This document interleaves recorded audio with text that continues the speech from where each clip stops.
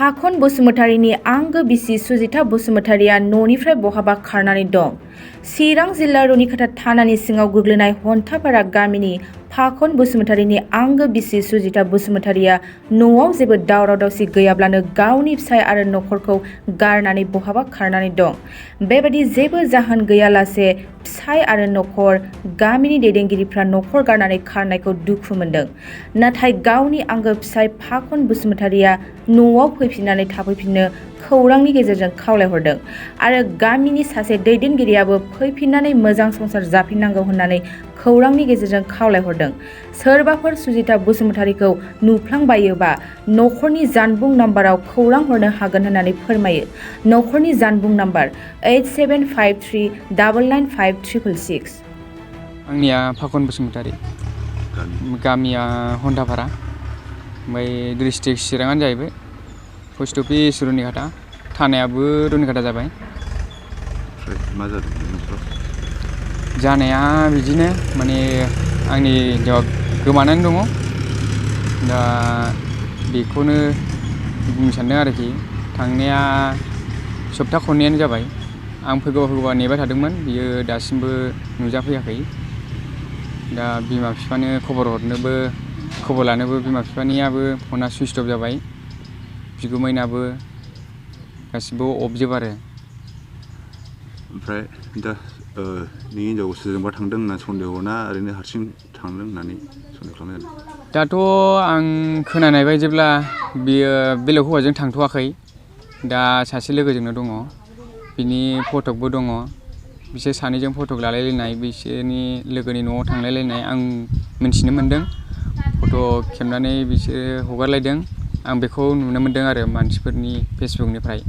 आंनि फेसबुक फनाथ' गासिबो ब्लक खालामनानै लाजोब्बाय। मोनसेबो फन हाबफैला बिनियाव। ओमफ्राय माबायदि सानदों, जेनेबा फैफिनजानो लुबैदों ना मा बुंनो सानो? आंथ' दा फैफिनजानो लुबैदों मानसिखौ। दा गावसो गोसोआव मा साननानै दङ बेनो आरो। न'खराव माबाफोर उसुबिदाफोर जादोंमोन नामा? न'खरावथ' जेबो नांलाय खमलायबो जायाखै।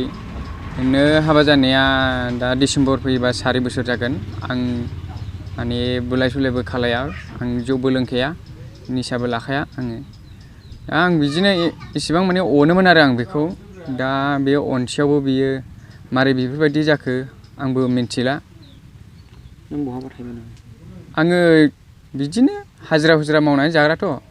आङो मालाबा बेंगलराव थाङो, मालाबा फैफिनो, बिदिनो आरो। ओमफ्राय गथ' गथाय दंना गैया? गथ' गथाय गैथ'वा। रायजो राजानिसिम आं खावलायहरनो सानोदि माने सोरबाफोर नुबाय बायोब्ला मानसिखौ हमनानैबाबो दोननो आं खावलायो आरोखि। जाहाथे नाम्बारा आंनि 8753999566। बे मानसिखौ नुयोब्ला, माने आंनि हिन्जावखौ नुयोब्ला बे नाम्बाराव कल खालामनानै खबर हर आरोखि। बे न'खरावथ' बिदिनो जोङो दाखालि बेसेबां थारिख मोनथाय, बे हिन्जावसानि सायाव ज' समाज मोननैजों रायजो राजा ज' जानानै सावरायलायनानै जों मोजां मीमांसा खालामनानै बुजाय आजाय दोनदोंमोन बे गथ'खौ। दा गथ'आ गावबो मानिदोंमोन आरो मानिनाय हिसाबै जोंबो फारनैबो हिन्जावनि हौवानि समाज ज' जानानै रायलायनानै मिलायना होदोंमोन, लेखा फरा खालामलायनानै दोनदोंमोन। दा दिनै आरो बे समाव मा सानफिननानै थांफिनखो बेखौ जों बुंनो हाला। न'खरावथ' बिराद सान्थि। बिफा गैया, बिमा दङ। बिमाया मोजां अनो आरो जाय गावनि फिसाय बेबोथ' जेबो जौ लोङा, जेबो निसा लाया, एखेबारे मोजां धार्मिक मानसि। दा बियो मा साननानै बेबायदि खालामदों जों दुखु मोनदों ओनसोलनि जानानै। आरो बे गथ'आ निजि गावनो फैनानै हाबा जाफैदों।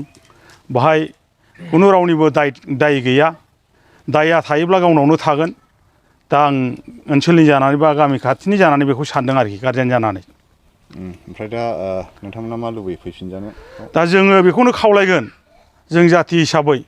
जों बर' जाथियाव बेफोरबायदि गाज्रि माबा मोनसे खोनायोब्ला जों समाजा गुबुंले जायो। दा जोंनि समाजाव जों बेखौ जाजानो बायो। अननानै जुदि बेयो फैफिनोब्ला सिगाङाव जा गाज्रि सानफ्लांबाय भुल बुजिबाय बेखौ फोजोबनानै मोजाङैनो सिन्था खालामनानै जुदि फैफिननानै गावनि बे फिसायजोंनो संसार जाफैनायखौ जों लुगैयो।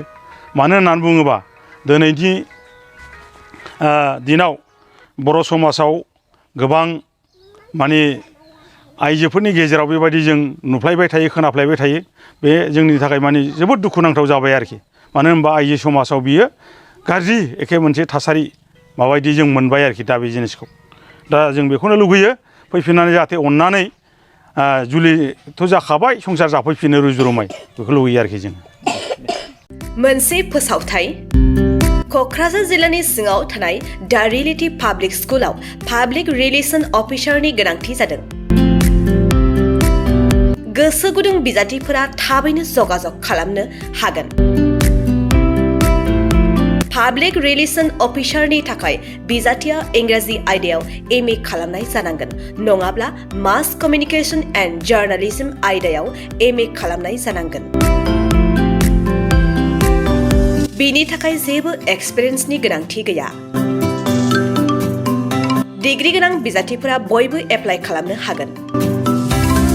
दान बान्थाखौ 15,000निफ्राय 20,000सिम होनाय जागोन। गोसो गुदुं बिजाथिफोरा reality_public_school@gmail.com आव मेसेज हरनो हागोन, नङाब्ला 9435293000 जानबुं अनजिमायाव जगाजग खालामहरनो हागोन।